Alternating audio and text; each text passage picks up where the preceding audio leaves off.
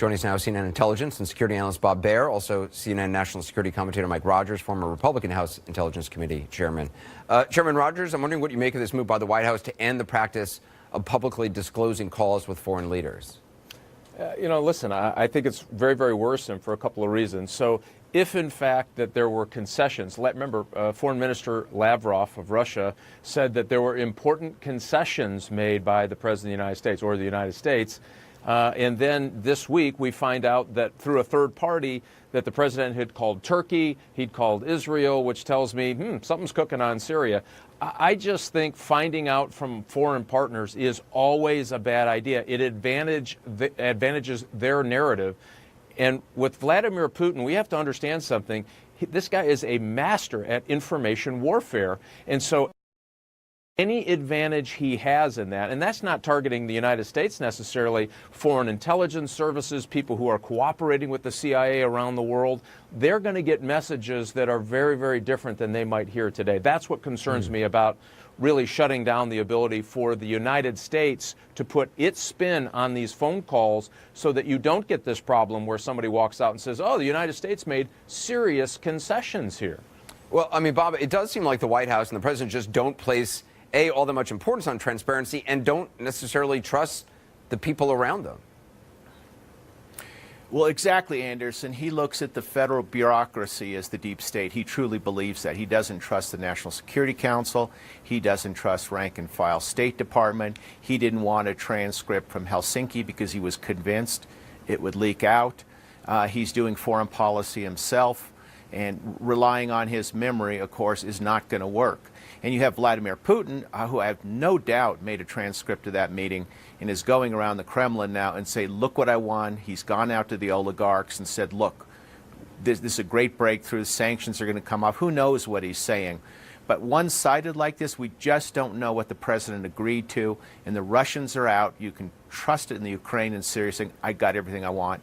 You guys give up now. The Americans are on our side. It's undermining our foreign policy. You know, Chairman Rogers, it's an interesting idea, and other former intelligence people have also suggested the idea that the Russians may have a recording from inside that meeting. What's significant about that, not only to Bob Baer's point, but also if, in fact, the president then came out or the White House came out and said, well, this is what happened in that meeting, here are the things that were discussed, and then it turns out that's at odds with, a transcript that comes out of Russia or a recording that comes out of Russia, that would be damaging for the president and for the credibility of the presidency.